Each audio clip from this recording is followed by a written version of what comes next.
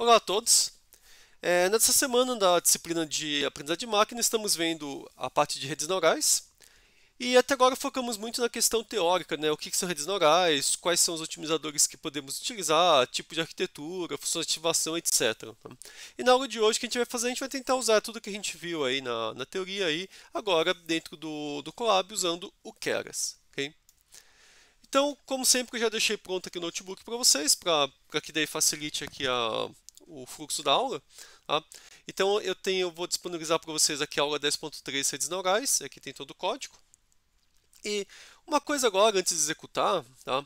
Não sei se vocês repararam, quando você olha aqui no Colab aqui em cima, logo que vocês começam a execução, ele pega e ele conecta um ambiente de execução aqui para vocês, ok? O ambiente de execução tradicional dele, ele vem apenas com a CPU e a RAM normal, tá? Ele não vem com a GPU. E se vocês forem tentar executar qualquer código em redes neurais só com CPU, você vai ver que ele vai ficar muito lento. Tá? E qualquer execução que você for fazer vai demorar muitos minutos ou talvez até horas. Tá? E a redes neurais elas funcionam muito melhor com o GPU. Ok? Então, se você quiser pegar e ativar a GPU, tá? Você pode clicar aqui nesse RAM disco, vai aparecer aqui quanto que você tem de recursos, tá? Aqui eu já deixei ativada a GPU, então ele está marcando que eu estou com uma GPU aqui, tá? Provavelmente o de vocês não tá, se vocês nunca pediram a GPU. Então, se vocês quiserem usar a GPU, vocês podem clicar nesse alterar o tipo de ambiente de execução, clica aqui para GPU e depois você clica como salvar, tá? Daí vocês vão receber aqui uma GPU, ok? Aqui até fala que se você quiser mais tempo de execução, mais memória, espaço disso tudo, você pode mudar para o Colab Pro, mas é pago e para essa disciplina aqui não tem nenhuma necessidade, tá? Mas quem quer fazer código mais sofisticados com redes neurais, rodar por muito tempo, em geral no Colab Pro você pode deixar rodando por mais tempo, e você consegue rodar modelos maiores, ok? Mas para a gente não tem nenhuma necessidade. Tá? Então aqui eu já estou com a RAM do sistema, RAM da GPU e o disco, então agora vou colocar para rodar. Tá? Uma coisa aqui, eu já vou colocar para rodar algumas coisas, você já vai entender por quê. Tá? Vou deixando rodando aqui alguns códigos e depois eu volto na explicação.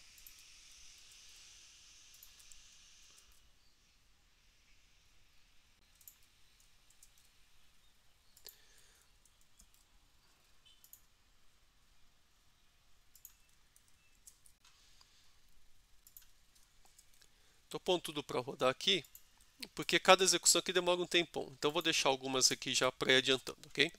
Tá. Então vamos vir aqui para cima. Aqui no começo do código, a primeira coisa que eu estou fazendo, estou importando um monte de classes aqui, tá? A maioria aqui de baixo a gente já usava antes. Na verdade, estou importando isso aqui. Na verdade, nem precisava importar a maioria, tá? Eu só deixei aqui, acabei deixando aqui de outras execuções, mas não tem problema. A parte do TensorFlow que interessa para a gente é essa daqui. Tá? Então eu vou importar o TensorFlow como TF. Então sempre que usar TF ponto alguma coisa, eu estou usando o TensorFlow. E de dentro do TensorFlow, eu estou importando também o Keras, ok? Então são as duas bibliotecas que a gente vai usar, a do TensorFlow e a Keras que está dentro do TensorFlow, ok? Depois aqui embaixo, o que eu faço? Eu vou precisar de um conjunto de teste para poder, então, testar minhas redes neurais, ok? O Keras ele tem vários datasets, tá? Tem um chamado de MNIST, que ele é um conjunto bem clássico, onde a rede neural tem que reconhecer entre 10 caracteres, 0, 1, 2, 3, 4, 5 até 9, né? E são caracteres escritos à mão que foram digitalizados e foi muito usado nos correios. Eu já falei desse dataset para vocês, né? Mas para redes neurais esse é um dataset muito fácil. Tá?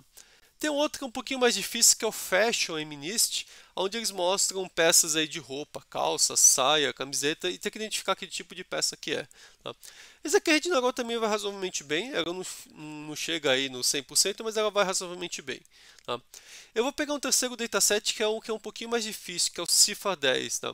Então ele é um dataset que tem várias categorias de objetos, como carros, eu não lembro exatamente quais são os 10, mas são 10 classes diferentes de objetos. Tá? Então, e esse aqui é um pouquinho mais difícil, tá? Inclusive são imagens coloridas. Tá? E daí, quando eu chamo tf.keras e chamo esse dataset cifra10 load data, ele está lendo aí esse dataset para mim, ele vai devolver um conjunto de treino e teste. Okay? A primeira coisa que eu vou fazer aqui, eu vou pegar e eu vou só normalizar os valores aqui para eles ficarem entre 0 e 1, tá? Porque normalmente os valores, quando você importa imagem, eles ficam entre 0 e 255. Tá? Então eu vou deixar eles entre 0 e 1, então divido por 255. Tá? E aqui esse tf.test.gpu device name, ele serve para dizer, para verificar se eu estou realmente usando uma GPU. E aqui eu estou, device GPU. Okay? Aqui eu só imprimo aqui o meu shape aqui dos meus dados, né? Então eu tenho 50 mil exemplos das 10 categorias, então eu tenho 5 mil exemplos por categoria, que é bastante, tá? Aqui eu pego um exemplo aleatórios aqui e mando ele desenhar aqui para mim, tá? Então isso aqui é a figura, por exemplo, figura 5 aqui é o desenho de um carro, tá? Então se fosse identificar aqui eu saberia, bom, aqui eu tenho um automóvel, bem? É que fica meio ruim de ver, né? Porque como ele tem poucos pixels e a gente acaba deixando uma tela grande, fica muito granulado, ok? Mas na verdade se tivesse um pouquinho menor ia ficar mais fácil de ver, ia ficar menos granulado aqui. É uma coisa também que interessante que assim, as imagens são pequenas, tá? Então isso daí primeiro diminui o tamanho do dataset, né? Mas também no caso das redes neurais, se você tem um input muito grande, em geral você vai precisar de muito mais neurônios, daí acaba sendo mais difícil aprender, você pode precisar de redes maiores, ok? Então é normal que a gente pegar e às vezes trabalhar com imagens bem pequenininhas, porque a gente consegue trabalhar com redes menores, tá? Agora, se tiver imagem maior, você vai precisar de muito mais neurônios aí, e todo o processo de treinamento vai ficar bem mais lento e vai precisar de muita memória, tá? Então, em parte, assim, o motivo de a gente estar conseguindo rodar isso daí no ambiente padrão aí do Google Colab, versão gratuita, é porque a gente está usando aí imagens pequenas, ok? Ok? Depois aqui eu só defini a questão do número de épocas, tá? Porque lembrando que na rede neural, tá, se apresenta todos os exemplos e você escolhe quantas épocas de apresentação você quer fazer. Então, uma época, se apresenta todos os exemplos uma vez só. Tá? 50 épocas, está apresentando 50 vezes. Ok?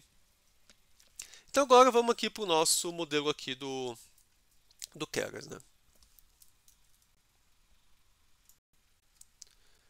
Então, como eu já tinha passado para vocês, uma maneira de você criar modelos no Keras é chamando essa classe sequential, que sequential significa que eu estou criando um modelo onde eu estou apresentando uma sequência de camadas, tá? E daí eu adiciono várias camadas aí, tá? A primeira, essa de flatten aqui, seria o seguinte: eu estou pegando essa minha imagem que está em 3 dimensões, que tem o eixo x, y e o RGB, né, que são 3 dimensões, tá? E eu estou transformando tudo em um vetor só de uma dimensão, tá? Esse é o que esse flatten faz, bem? Daí, em seguida, eu estou criando uma rede que tem 4 camadas, tá? Tem 3 camadas aqui escondidas e a camada de saída. Então, a primeira tem 400 elementos, a segunda tem 100, a terceira tem 30 e a última tem 10 elementos, tá? E depois aqui eu chamo o model.summary, ele vai imprimir aqui um sumário aí do meu modelo, ok? Então, vou olhar aqui. Tá? Então, esse model.summary aqui ele vai imprimir para mim, ó, model sequential, e aqui são minhas camadas, ok? E ele está dizendo aqui qual que é a saída aqui, qual que é o tamanho da minha saída, tá? Então aqui eu estou fazendo uma saída aqui em uma dimensão só, tá? Então aqui na primeira camada eu tenho saída tamanho 3072, a segunda 400, 100, 30 e 10. Agora eu vejo o número de parâmetros, tá? Com 400 neurônios aqui, ó, o número de parâmetros que eu tenho aqui é de, vamos pegar aqui, 1.200.000 parâmetros, tá? Então uma rede, você fala, putz, é uma rede tão pequena, né? 32 por 32, tem 400 neurônios e já tem aqui mais de 1 milhão de parâmetros só nessa camada, tá? Mas é por quê? Porque eu tenho que conectar cada um desses neurônios aqui com cada um, tá? Então, na verdade, a conta que eu estou fazendo é 400 vezes 3.000, que daí vai dar meus 12 milhões, tá? Por isso que é meu 1.2 milhões, tá? Por isso que fica tão grande, ok? Então, à medida que eu aumento o número de neurônios, o meu número de parâmetros ele cresce quadraticamente, né? Porque eu tenho que conectar todo mundo com todo mundo, ok? Veja que daqui para cá já é bem menor, né? Fica 400 e 100. Então, se eu fizer 100 vezes 400, dá 40 mil. Tá? Aqui é 40.100 por quê? Porque esse 100 aqui é do... Espera que ele mudou aqui a tela.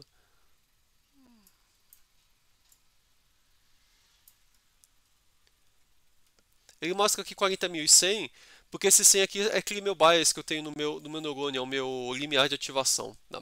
Então é o número de conexões, né? 100 vezes 400, mais 100, que é o número de limiares que eu tenho aqui dos neurônios. Então ficou 40.100. Tá? Depois aqui é a terceira, mais uma camada, terceira camada e minha última camada, ok? Então aqui o total de parâmetros aqui aparece 1.272.000, tá? Quase todos da primeira camada, ok? Depois os outros tem bem menos parâmetros. Tá? Na verdade, sim, redes totalmente conectadas em geral são muito ruins para imagens, tá? Por quê? Veja o número de parâmetros. Tá? Imagina se eu tivesse com uma imagem de 1 milhão, de 1 megapixel, ok? Então, o número de parâmetros aí já é para ordem de bilhões aí com uma camada, ok?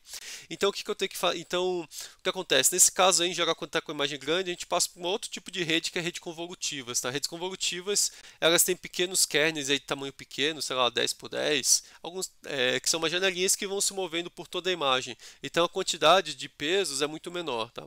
Então, assim, o desempenho aqui que a gente vai ter não vai ser tão bom, tá? Talvez com uma rede convolutiva ficasse um pouquinho melhor, tá? Mas como a gente não está cobrindo rede convolutiva aqui nesse curso, vão ficar apenas as redes totalmente conectadas, tá? Mas quando vocês criam um modelo, sempre chame o summary e dê uma olhadinha com o número de parâmetros, você vai ter uma ideia do tamanho desses modelos, ok? O passo seguinte é o passo para compilar o modelo. Então, eu tinha definido aqui o modelo, agora eu vou chamar ele para compilar, tá? E aqui, assim, eu preciso definir aqui a minha função de perda, ok? A função de perda, tá? Em geral, quando eu estou fazendo classificação, a gente chama essa entropia cruzada. E para poder explicar o que é essa entropia cruzada, eu entrei nessa página aqui onde ele explica bem o que é entropia cruzada, tá? Inicialmente, só falar aqui um pouquinho para vocês aqui do modelo e da saída, né? Então eu pego aqui, eu tenho um modelo que eu vou ter minha entrada, eu vou passar pelo modelo e a última camada é uma camada de ativação softmax. O softmax, tá? Também acho que foi outra função de ativação que eu acabei não falando muito para vocês. Então eu abri aqui essa guia aqui também da Wikipedia, tá? Ele é dado por essa função aqui. Tá? Essa função, se for ver, seria o seguinte, né? Esse meu ZI aqui seria como se fosse a ativação da minha unidade, tá, ok? Então esse Z aqui seria a minha ativação, que daí vai gerar a minha saída. Tá?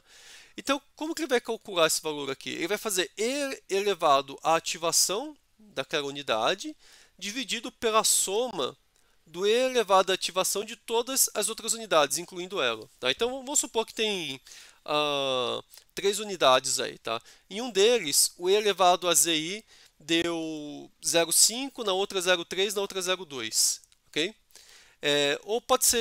Pode ser, a primeira deu 5, a segunda deu 3, a segunda deu 2, quando eu fiz o E elevado a ZI, ok? O que vai acontecer? Se eu fizer 5 mais 3 mais 2 dá 10. Então agora, se eu quiser pegar a ativação da unidade 1, quanto que vai dar? Vai dar 5 dividido por 10, vai dar 0,5. A unidade 2, que é a ativação, o E elevado a ZI era 3, quanto que vai dar a saída? 3 dividido por 10, 0,3. E a última aqui, a E elevado a ZI é 2, vai dar 0,2, ok? Então, uma coisa que dá para vocês verem que é o seguinte: como aqui eu estou somando a saída de todas as unidades, tá? A soma aqui da ativação de todas as unidades vai ser 1, né? Por quê? Porque isso aqui nada mais é do que um termo de normalização, ok? Então, no final das contas, assim, a saída de cada uma das unidades vai ficar sempre entre 0 e 1, tá? Porque eu estou dividindo pela soma de todas as unidades, ok? E a soma da saída de todas as unidades vai ser 1. Então é como se eu tivesse aí com uma distribuição de probabilidades, quer dizer, qual que é a probabilidade de eu estar na classe 1, na classe 2 ou na classe 3. Tá? Então é isso que o softmax faz. E daí, inclusive, a rede neural, quando ela gera uma saída, na classificação ela não gera uma saída, a classificação é gato. Ela vai gerar 0,3 chance de ser cachorro, 0,5 chance de ser gato, 0,2 chance de ser um cavalo, por exemplo. Entendeu? Então é isso que ela vai gerar. E normalmente o que a gente faz é que a gente pega o que tem maior probabilidade, né, ser como uma probabilidade, e fala que a rede fez essa classificação, ok? Mas na verdade a rede está gerando probabilidades. E é isso que está sendo mostrado aqui. Então, a rede, na saída aqui do softmax, ela está gerando as probabilidades. Então, nesse caso aqui está com 3 classes, tá? Então, é tigre, gato e avião. Então, na primeira, ele dá uma probabilidade 0,2, 0,7 e 0,1. Então, você vê que a soma aqui deu 1, tá? E o que está dando uma probabilidade é o gato. E aqui embaixo seria o meu target, que fala, é um gato. Então, é 1 aqui e 0 no restante, ok? Tá. Mas agora, como que eu calculo a perda, então, nesse caso aqui? Tá? Calcular a perda nesse caso aqui, eu posso usar essa função da minha entropia cruzada. Tá? Então, pensem o seguinte, assim, alguns valores aqui vão ser 0, alguns vão ser 1, ok? Então, no caso que o valor for 0 aqui, tá? O que eu previ não vai fazer muita diferença aqui, porque eu vou estar fazendo 0 e eu vou estar multiplicando aí por log de alguma coisa. Esse valor aí vai ser sempre 0. Agora, no caso da classe onde o yi é igual a 1, tá? Quando que eu vou minimizar, como que eu faço para minimizar esse termo aqui, né? Então, lembrando, yi é 1, agora eu tenho log, tá? Se aqui eu tiver, por exemplo, o valor 1, log de 1 é 0, tá? Então minha perda aqui vai ser quanto? Vai ser 0. Tá? Agora, vamos supor que aqui o meu valor não fosse 1 que ele previu, foi qualquer outro valor, por exemplo, 0,5. Tá? Logo de 0,5 vai dar um valor negativo, né? Quando estiver multiplicando por 1, tá? Ele vai dar então um valor negativo, que como tem o menos aqui, ele vai ficar com uma perda positiva. Então esse valor ele vai ficar minimizado quando? Quando minha predição aqui na categoria aqui do gato for a maior possível. Tá? O ideal é que ela seja 1, mas se não for 1 é 0,9, 0,8. Quanto mais alto, melhor. Tá? Então no final ele vai estar pegando um pouco, é isso que ele vai estar pegando, quer dizer, se ele está prevendo, e quanto mais próximo do 1, melhor aí na hora de eu calcular a minha métrica, tá? Obviamente isso aqui é a explicação para o caso em que é 0 e 1, tá? O target, tá? Se não fosse valor 0 e 1 seria um pouquinho diferente, mas já a classificação, o target é isso, ou é 0 ou é 1, tá? Então nesse caso aqui a gente consegue entender bem aí essa fórmula, ok? Agora vamos voltar aqui para o nosso código aqui, tá? Então vocês entenderam aqui o que é essa perda aqui. Faltou só uma coisa. Tá? Aqui tem vários tipos de perdas aqui, tá? Que eu posso escolher, tá? E daí assim, essa da cross entropy aqui eu uso quando eu estou fazendo categorias, tá? E esse espaço aqui eu utilizo quando a minha categoria eu estou pondo assim, a saída é 0, 1, 2, 3, 4, 5. Eu estou usando um valor para cada categoria, eu uso essa minha esparsa, tá? Não vou entrar muito em detalhes aqui, mas dependendo do que eu estiver prevendo aqui, eu posso precisar usar perdas diferentes, tá? Bom, otimizador eu vou usar o SGD, que é o padrão, tá? A gente vai começar com ele, e métrica eu estou pedindo para ele medir a minha acurácia. Em seguida, eu fiz a compilação, tá? A compilação, na verdade, quando eu ponho, ele não faz nada, ele não imprime nada. Em seguida vem a parte do fit. Aqui que é a parte mais importante aí quer dizer, a parte mais importante, é a parte mais interessante aí quando eu estou treinando o modelo, tá? Quando eu chamar o modelo.fit, ele vai começar a imprimir essas linhas aqui, uma de cada vez, tá? Esse treino ele demora um pouquinho, tá? Você vai ver que assim, cada época ele demora aqui 7, 8, 10 segundos, ok? Então, se demorar 6 segundos por época, 10 épocas dá 1 minuto. Em 50 épocas são 5 minutos, tá? Então você vê que ele não demora, ele não é tão rápido assim, por isso que eu já deixei ele executando com antecedência. Tá? E daí o que ele vai mostrar aqui? Quando está rodando aqui cada um, essa barra que ele vai completando de pouquinho em pouquinho, daí ele vai mostrar aqui quanto tempo demorou aqui a execução completa, ele vai mostrar a perda no conjunto de treinamento, a acurácia no conjunto de treinamento, a perda no conjunto aqui de validação e a acurácia no conjunto de validação. Okay? Normalmente, tá, a perda no conjunto de treinamento vai ser menor do que o de validação, tá? Por quê? Porque o modelo está sendo ajustado para o conjunto de validação e a acurácia também vai ser maior no conjunto de treino do que no de validação, tá? Às vezes pode até acontecer de dar ao contrário, mas em geral a gente espera isso, ok? Por que pode dar ao contrário? Às vezes, sei lá, os exemplos que estão no conjunto de validação estão mais fáceis. Pode acontecer, mas não é o típico, ok? Uma coisa que eu também não tinha comentado é que assim, quando eu vou fazer o fit, eu passo os meus x, né, do treino e meu y do treino. Tá? E aqui eu posso passar quantas épocas que eu vou rodar. Então estou pondo para rodar 50 épocas que eu tinha definido aqui. E aqui eu estou definindo validation split, está falando o seguinte, ó, pegue 10% dos meus dados e use como validação. É isso que ele está fazendo, porque daí eu consigo ver o erro de validação. Tá? Por que eu preciso fazer isso? Já vai ficar claro. Okay? Então veja que à medida que vão passando as épocas, a perda aqui do meu treino ele vai diminuindo. Ele começou aqui em 1.9, né? E vai caindo, caindo, caindo. Vou aqui até os 50. Ele vai caindo aqui até 0.73. Quer dizer, quanto mais eu treino, mais diminui aí a minha perda, ok? No treino. E a acurácia ela vai aumentando, né? Começa em 0.29 e vai aumentando aqui até 74 praticamente. Então, se eu continuasse, provavelmente ele ia aumentar ainda mais a acurácia. Agora vamos olhar aqui na direita, na perda da validação. Então ela começa diminuindo, chega aqui no mínimo, aqui em torno aqui de 0.146 e depois ele começa a aumentar, às vezes diminui de novo, mas ele não fica menor do que 0.46. Então aqui, essa minha perda aqui continua diminuindo o treino, mas a validação não está diminuindo. Tá? A mesma coisa a acurácia. Tá? A acurácia aqui ela começa na validação baixa, né, 0.27 e vai aumentando. Tá? Até chega aqui em algum momento 0.50, mas depois também para de aumentar. Tá? Até tem uns valores aqui no meio um pouquinho mais alto, mas você vê que eles ficam meio variando um pouquinho para cima e para baixo. Tá? E justamente aqui mostra essas curvas aqui. Então minha perda aqui durante o conjunto de treinamento, okay? Que está aqui como azul, e a perda do conjunto de validação. Então o conjunto de treinamento, se você continuar treinando, ele vai cada vez diminuindo mais. E a validação não, né? Ele chega aqui e aqui fica meio estabilizado. Tem uma hora que até aparentemente começa a aumentar um pouquinho, tá? Começa a piorar a perda. Então o que está acontecendo, na verdade? Aqui a gente está falando que está tendo overfitting, porque a nossa rede está começando praticamente a decorar os exemplos. Tá? E daí os treinos começam a melhorar, mas a validação vai piorando.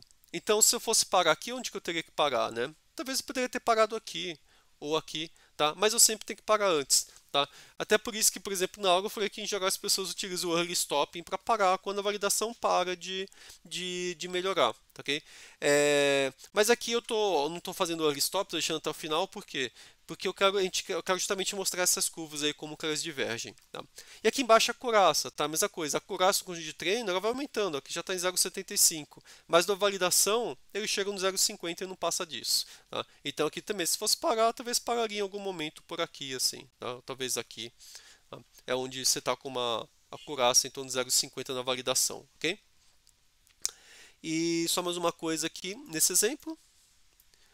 Depois que termina aqui, é só falar, aqui para desenhar aqui, quando eu rodo o fit, ele devolve para mim um objeto chamado history. E dentro dele tem tem um atributo chamado history, que eu posso pegar, os valores que estão aqui, tá? Vai ser uma matriz aqui, colocar dentro de data frame e daí eu posso chamar o plot no data frame, daí eu imprimo aquele meu gráfico lá, ok? E aqui eu mandei só ativar a grade para ficar mais fácil de visualizar. Então isso aqui foi para gerar a figura. Outra coisa também que eu chamei aqui o comando evaluate no conjunto de testes, só para a gente ver se o conjunto de testes fica muito diferente aí do validação. Tá? Então o que a gente vê, ó, o resultado aqui do conjunto de teste ficou bem parecido com o da validação, tá? Não mudou muito. Tá? Em geral, a ideia é que o de validação e de teste fiquem parecidos os resultados, ok? Porque os dados de validação não são usados no treino, então é como se eles fossem dados de teste. Mas agora que a gente treinou o modelo, né? Quer dizer, como que a gente usa ele? Tá? No final, para usar esse modelo aqui, a gente usa que a gente fazendo scikit-learn, né? A gente pode chamar o predict. Tá? Então aqui eu peguei 10 exemplos de teste e chamei o predict nele. E daí o que ele vai me devolver? O y-proba, que é a probabilidade de cada um dos casos. Tá? E o que a gente vê aqui, por exemplo? Eu posso pegar aqui no primeiro exemplo, ó, e dá uma probabilidade 0,97 de ser o 1, 2, 3, 4, quinto, a sexta categoria. Tá? Aqui no segundo ele deu 0,98 de ser aqui a nona categoria. Aqui ele deu 0,72 de ser a nona categoria. Então em alguns casos ele tem muita certeza que é uma categoria específica, outros não. Né? Aqui 0,72 ele tem uma certeza, mas não tão grande assim. Tá?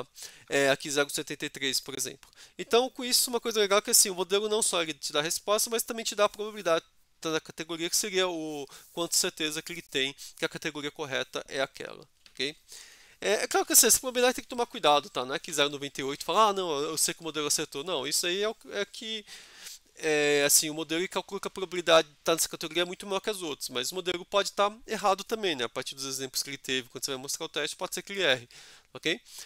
Mas isso daí simplesmente pode te ajudar, te dar um indicativo aí de quanto que você pode confiar, mas sempre tome cuidado, tá? Não é porque é 0,98, não. Posso ter certeza que o modelo está certo, porque não necessariamente ele vai estar correto. Bom, agora o que a gente vai fazer? A gente vai tentar fazer várias variações aí, tá, nas características do modelo para tentar otimizá-lo, ok? Porque o desempenho aqui tá bom, mas não é um desempenho excelente, né? 0,50, quer dizer, 0,50 é bom, né? É a primeira coisa pra gente pensar, tá? Depende, se fossem só duas categorias, 0,50 seria péssimo, né? 0,50 eu estou jogando a moeda.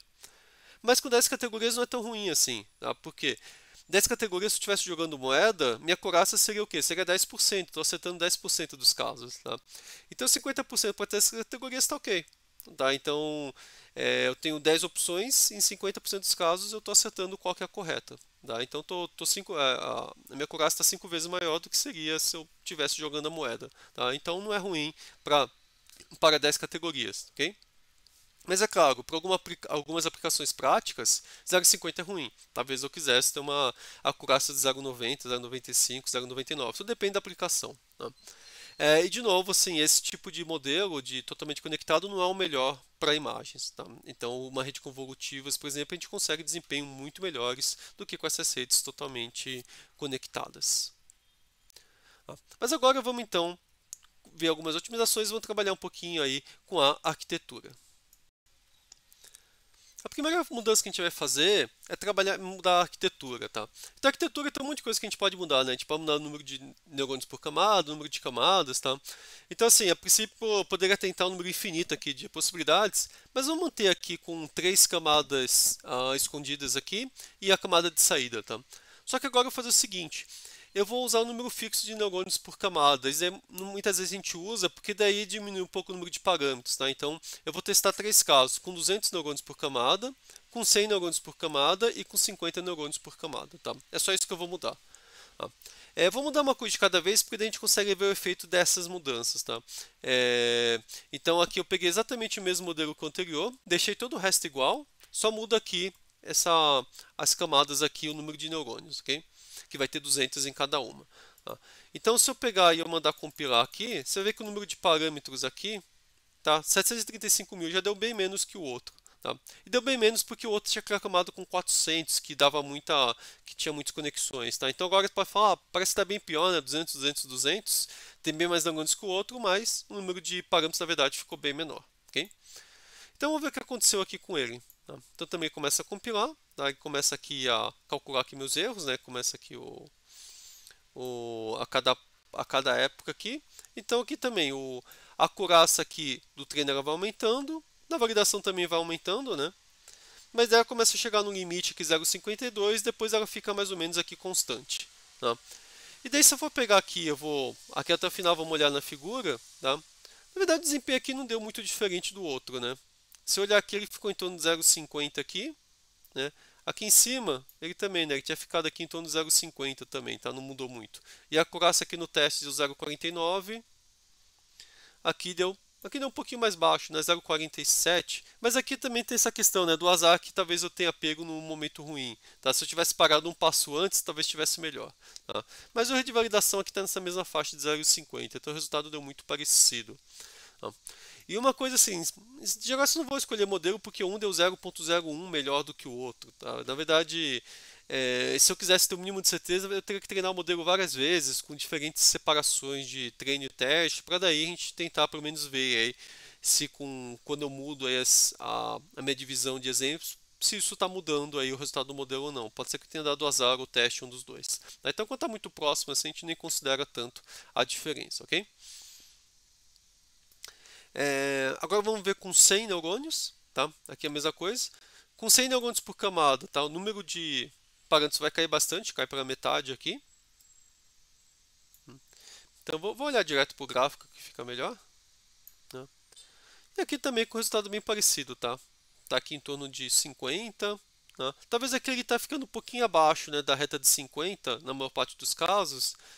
E aqui ele está, na maior parte dos casos, um pouquinho acima, tá? Então provavelmente esse modelo aqui está um pouquinho melhor. Okay? Agora vamos ver aqui com 50.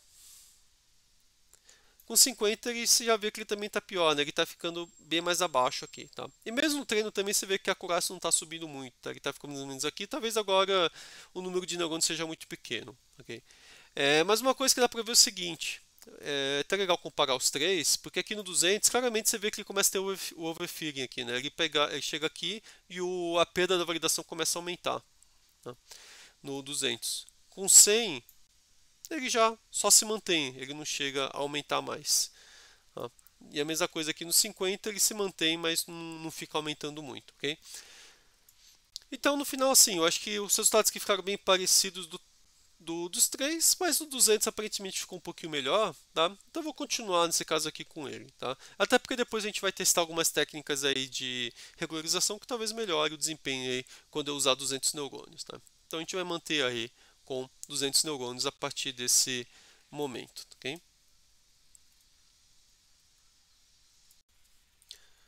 Bom, o passo seguinte para a gente ver aqui são as funções de ativação. Tá?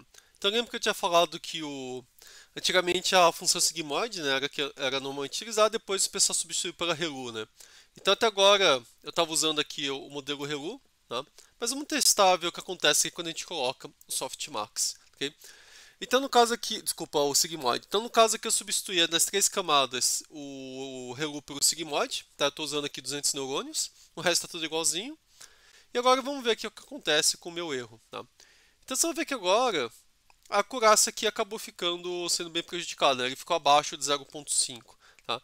Até que nesse caso aqui, até que ele não teve tanto overfitting, né? Porque o curioso aqui é que o erro aqui no conjunto de treino, no conjunto de validação, eles estão bem parecidos, tá?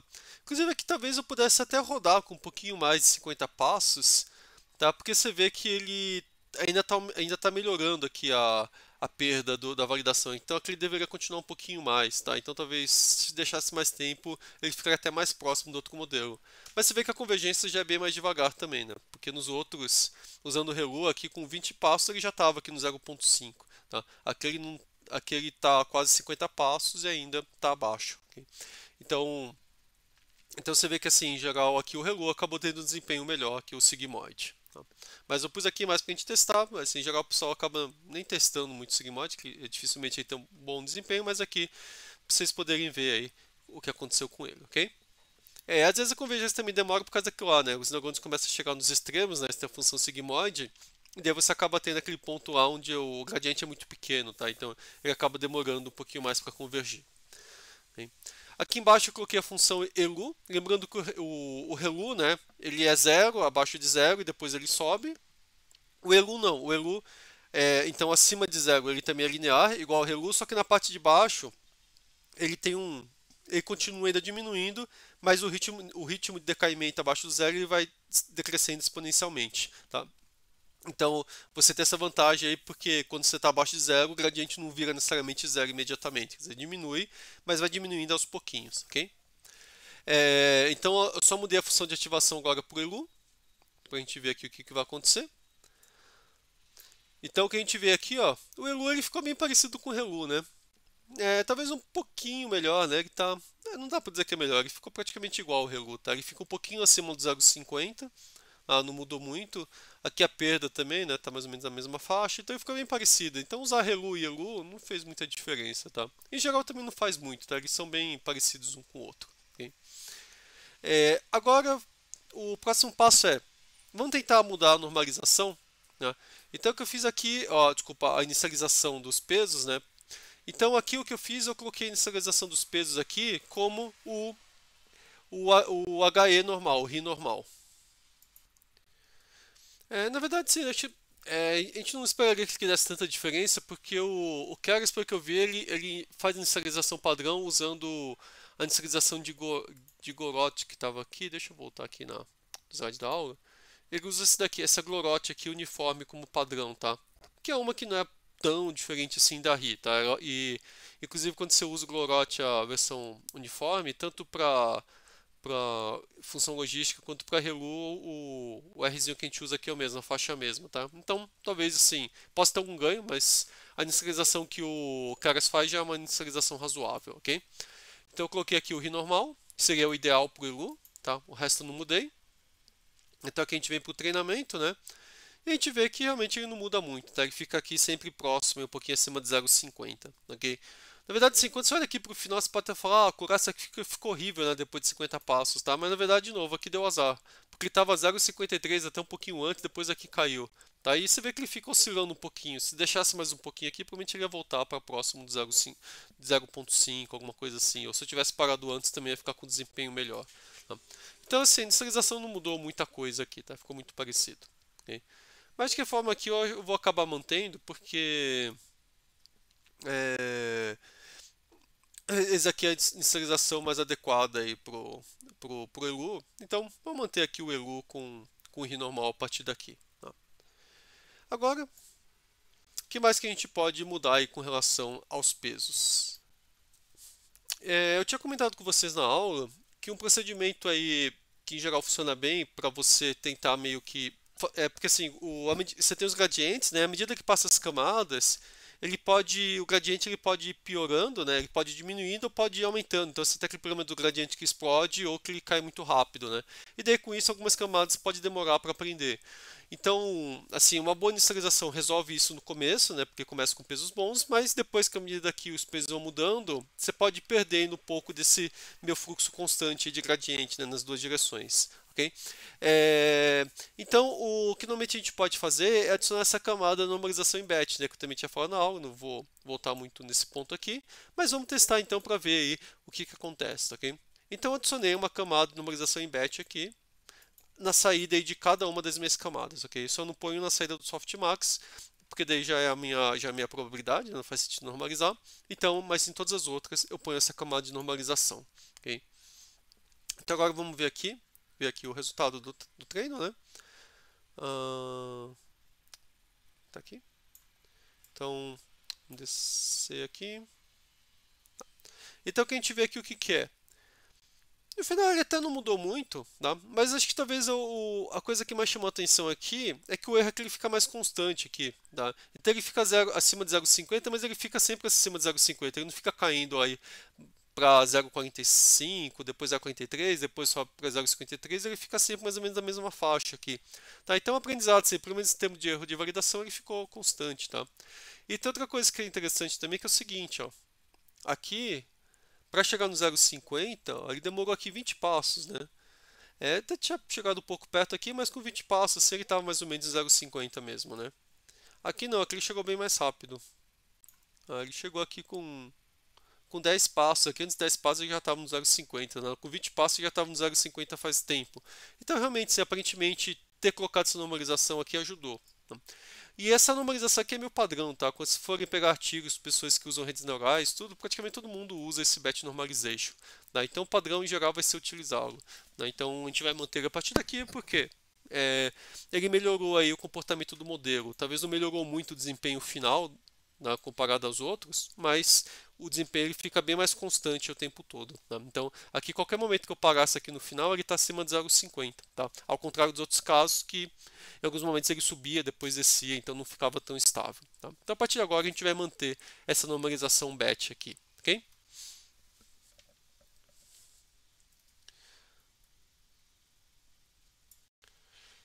Vamos agora para os otimizadores. Então aqui eu tenho, eu estava usando até agora o SGD, né? Agora vamos testar alguns outros, tá? Primeiro eu quero testar o meu SGD, mas agora colocando o modelo, o momento e colocando o Nesterov, ok? A taxa de aprendizado padrão, tá? No SGD é 0,01, tá? Mas quando a gente coloca o momento, normalmente o gradiente, tá? As mudanças dos pesos elas ficam muito mais rápidas por causa do acúmulo do momento, tá? Então, quando a gente coloca o momento, em geral, a gente precisa diminuir a taxa de aprendizado, por isso que eu pus 0,001 aqui, tá? E daí eu estou ativando aqui o Nesterov, ok? E daí para poder usar o SGD com o momento Nesterov, o que eu faço? Eu tenho que definir qual que é meu otimizador, então eu chamo essa classe aqui do Keras, tá? SGD e passo aqui meus parâmetros. E daí na hora do Optimize, em vez de simplesmente colocar o nome SGD, eu passo essa classe aqui. Tá? Porque quando eu só ponho o nome SGD, ele vai chamar essa classe aqui com os valores padrões. Agora, quando eu passo aqui esse meu otimizador aqui, eu posso mudar algum dos parâmetros, tá ok? Então por isso que eu estou fazendo isso aqui. Tá? O resto, o código é igualzinho. Tá bem? Lembrando que eu estou usando o elu com RI normal e o meu batch normalization aqui. Tá? Então, o que a gente vê aqui, né? Bom, aparentemente deu uma melhora aqui, né? Porque assim, ó, veja que aqui no final, os outros eles estavam sempre ficando 0,50, 0,51, né? Em algum momento chegava 0,52, mas aqui não, né? Aqui ele tá sempre entre 0,53, 0,54, né? Às vezes cai um pouquinho, mas claramente ele ficou melhor do que os outros, tá? Então no final aqui estava com 0,54, 0,53 aqui, né? Então ele fica aí com o quê? Comparado com os outros, mais ou menos uns 3% de ganho, tá? E 3% é razoável, é bastante, tá? Você vai de 50 para 53%, você ganhou aí, você melhorou aí uns 6% do seu desempenho, tá? Então certamente vale a pena usar esse modelo aqui, tá? Você vê que também ele convergiu aqui, começou bem rapidinho, acho que já devia... É que aqui ele mudou, né, a grade por causa da escala, mas acho que rapidamente ele chegou em 0,5 também aqui. Acho que dá até para olhar por aqui, ó.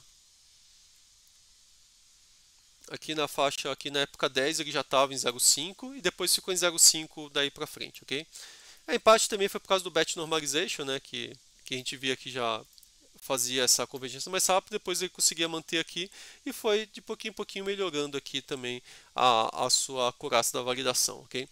Mas aqui se fosse parar, né, em algum momento onde que poderia parar, né? Acho que pararia mais ou menos por aqui, assim, tá? Porque daí depois daqui, ó, começou a aumentar o erro da validação, tá? Então daí talvez aqui seria um bom momento para parar, que também acho que aqui perto do 20 já estava em 0,54 mais ou menos. Então, se eu pegar aqui, ó, perto do 20 aqui, ó, já estava mais ou menos essa faixa de 0,54, 0,53, ok? Então, aparentemente aqui, entre o SGD normal e o SGD com momento Nesterov, me parece melhor usar o momento com Nesterov. O que mais que eu posso testar? O RMS Prop. Tá? Então, lembrando que o RMS Prop, uma coisa que ele fazia, ele tentava meio que controlar a velocidade de descida, para ele não descer muito rápido. Tá? Ele é meio que o contrário do momento. Né? No momento que ele começa a descer, ele vai pegando embalo e vai mais rápido no gradiente. Aqui é o contrário. Tá? Se o gradiente é muito forte, é como se ele estivesse puxando o freio, aí, porque ele está dividindo o valor do vetor de gradiente pelo módulo do gradiente. Tá? Então, no final, ele acaba tendo uma velocidade de descida mais ou menos constante. Aí, okay? Então, aqui o que acontece, né, se a gente for olhar aqui, assim, eu até tinha comentado na aula, né, que, quer dizer, às vezes funciona bem, às vezes não, né, depende um pouco do caso, né, mas nesse caso aqui ele não funciona bem, assim, claramente ele fica preso aqui no 0,40 e não passa muito disso, tá, 0,44, 45, então ele fica bem pior aqui, mesmo o erro de treino, ele nunca cresce muito, né, e aqui também o erro da validação também não muda muito, tá? Desculpa, o erro aqui do treino não muda muito, mas o erro de validação dispara, tá? Então, esse algoritmo realmente não funciona bem. Uma coisa só também que eles falam que esse algoritmo também, depois de alguns passos, aquele valor do S que a gente tinha comentado, né, que é o valor que ele vai friando aí o gradiente, ele vai aumentando com o tempo. Então, depois de alguns passos, ele pegou e já não consegue mais melhorar o resultado do conjunto de treino. Tá? E aqui é o ADA, né? O ADA ele meio que combina RMS prop com o com SGD, tá? E com momento. Então daí aqui eu vou usar o ADA mesmo com os valores padrões, tá?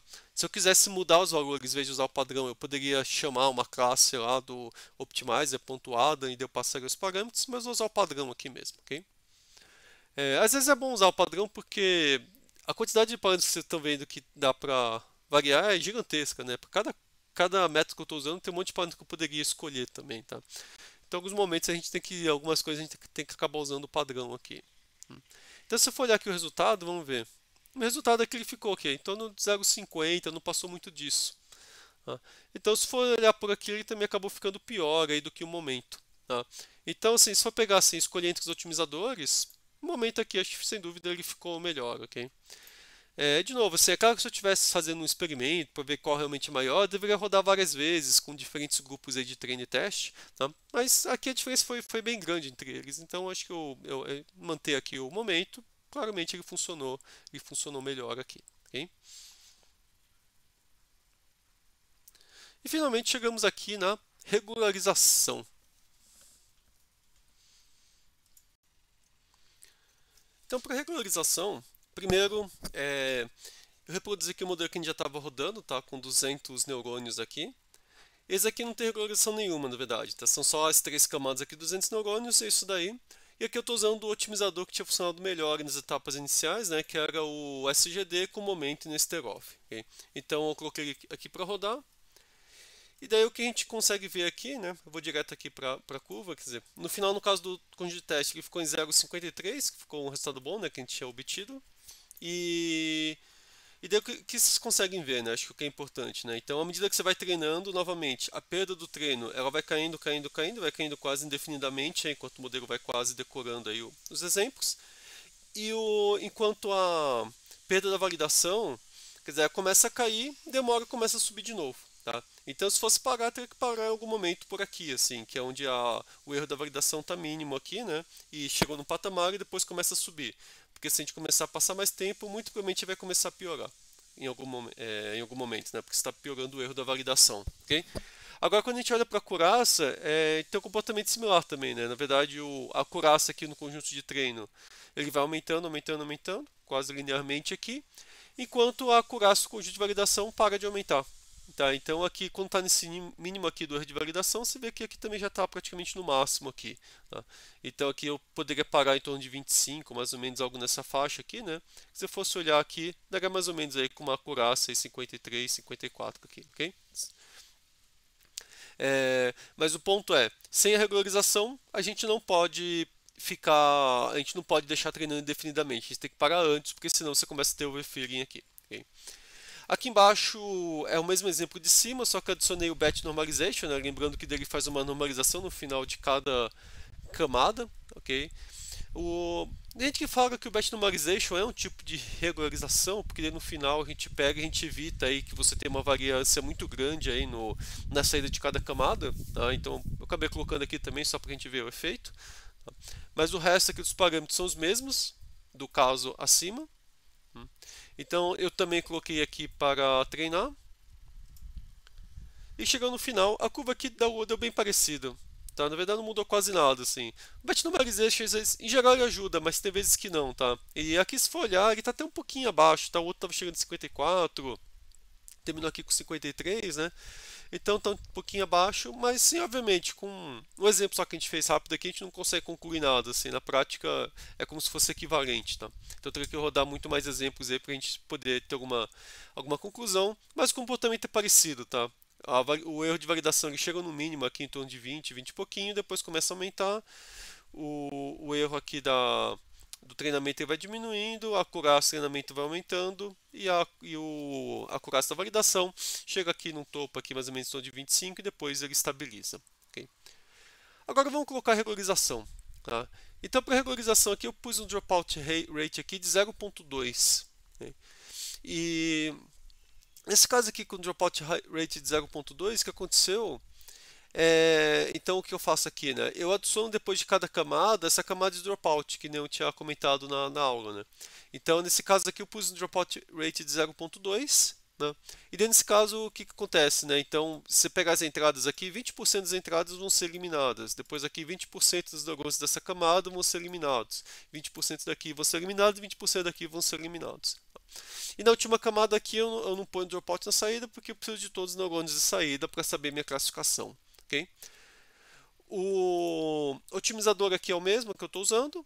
Né? Então agora vamos ver aqui o resultado. Okay? Então o que a gente vê aqui? Tá?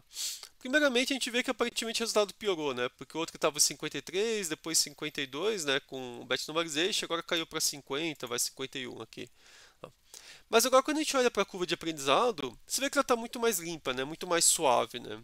Então o que a gente vê é o seguinte, quer dizer, a perda aqui do conjunto de treinamento ela vai caindo aqui, caindo lentamente, e a perda do conjunto de validação também vai caindo mais ou menos no mesmo ritmo. Tá?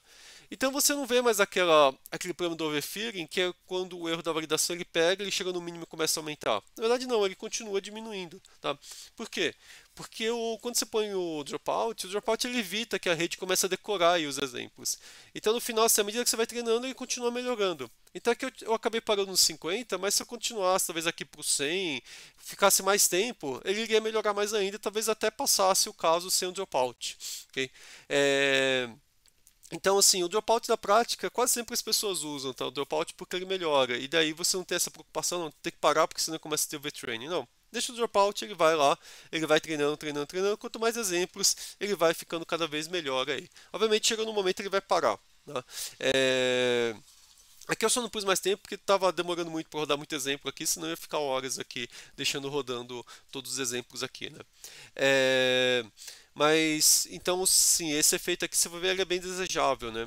E agora quando a gente olha para a curaça é a mesma coisa, né? A curaça aqui do conjunto de treinamento, ele vai sempre aumentando lentamente e o de validação a mesma coisa, vai aumentando lentamente e vai sempre aumentando, tá? Se você for olhar aqui os passos, ó, ele vai, ó, devagarzinho ele vai aumentando, 43, 45, 47, 49, 49, 50, 51, você vê que ele vai sempre esse caminho aí de aumentando aos pouquinhos, tá? Então, assim, o que a gente consegue ver assim, o dropout ele ajuda bem, tá? Você evita realmente fortemente essa questão do overfitting. O problema é que você precisa treinar por muito mais tempo, ok? É, e assim, o dropout que eu pus 0.2, tá? Eu acabei não adicionando 0.5 aqui nesse vídeo, mas com 0.5 o dropout ficou muito forte, daí ele não estava conseguindo aprender. Tá? Pode ser que com 0.1 até funcionasse melhor também. Então no final, quando você vai colocar o dropout, você precisa testar vários valores. E para cada tipo de dataset, para cada tamanho de rede, o valor do dropout que usa é diferente. Então, o autor lá do livro lá do Scikit-Learn com Keras, ele falou que o 0.5 é o valor que funciona bem, eu acho que realmente funciona bem em muitos casos. Eu já vi exemplos, o pessoal usa dropout de 0.8, bem mais alto, né? Aqui 0.1, 0.2 ficou razoavelmente bom aqui, tá? 0.5 já ficou alto. E no final não tem muito jeito, você precisa testar aí para ver o que funciona melhor, assim. Mas quanto mais forte o dropout, mais regularização você está colocando. Então é isso que você tem que ter em mente. Uma segunda coisa super importante aqui, ó, vejam que aqui vamos até olhar aqui em cima para vocês verem a diferença. Ó. Aqui, o erro de validação, a perda do treinamento é muito menor do que a da validação. Quer dizer, ele está indo muito melhor no treinamento que na validação. Aqui também, a acurácia do treinamento é bem melhor que a validação. Okay? Agora, se eu descer aqui, aqui é exatamente o contrário. Ó. A perda do treinamento é maior que a da validação e a acurácia do treinamento é menor que a validação. Por que isso ocorre? Então, assim, agora vamos voltar porque eu tinha falado na aula, né? O que acontece é que no Dropout você vai pegar, você vai jogar fora uma parte dos neurônios. Só que ele faz isso só para o treinamento, para validação não. Né? Então, por dar a validação, ele está usando a rede completa. Então, teoricamente, na validação, ele vai conseguir fazer uma classificação melhor do que com os dados de validação vai fazer a classificação melhor que com os dados de treinamento, porque ele está com a rede completa, não está com a rede faltando um neurônio. Por isso que nesse caso aqui, o erro de validação ele fica sempre melhor, aí, ou quase sempre fica melhor que o erro de treinamento. Tá? Então, vocês viram isso daqui acontecer, então não se assustem, o motivo é esse. Tá? A rede que está sendo usada aqui para o treinamento não é a mesma rede que está sendo usada para validação.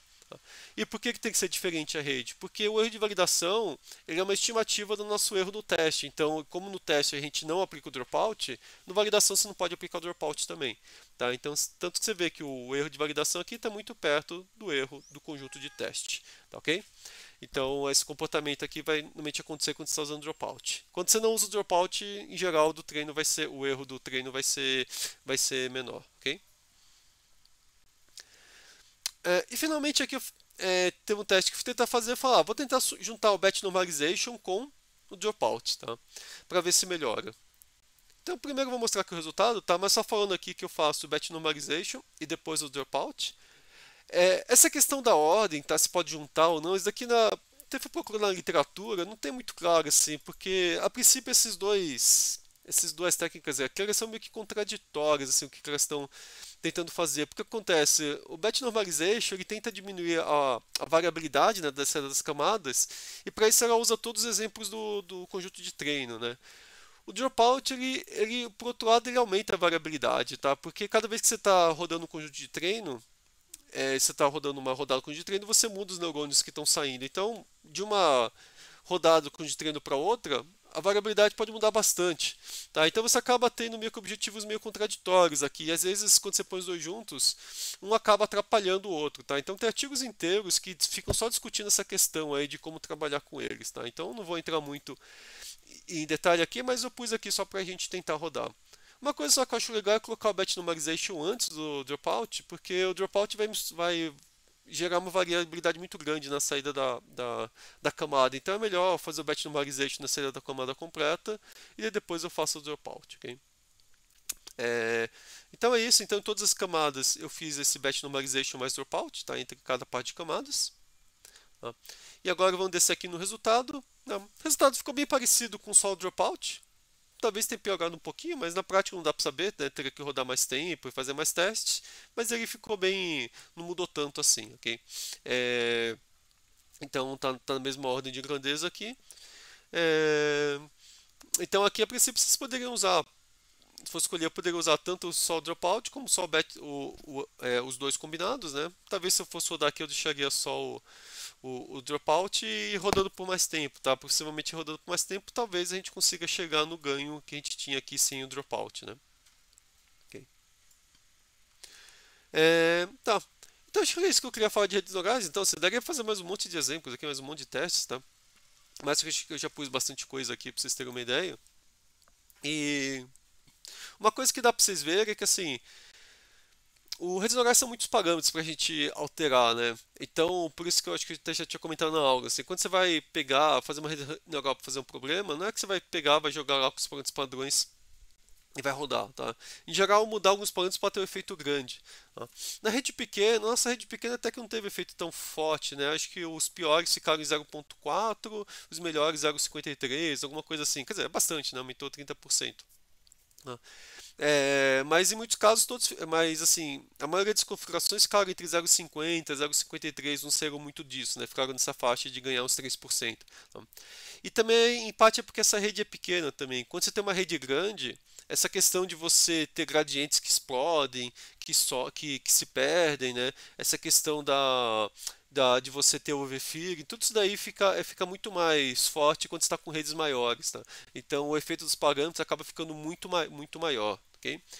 Aqui eu acabei rodando redes pequenas por dois motivos, né? A primeira é a questão de tempo, né? Para não demorar muito tempo, mas é óbvio, a questão de tempo depende do hardware que você tem, tá? Se estivesse rodando numa GPU muito potente, eu poderia rodar redes muito maiores no mesmo tempo que estou demorando aqui, tá?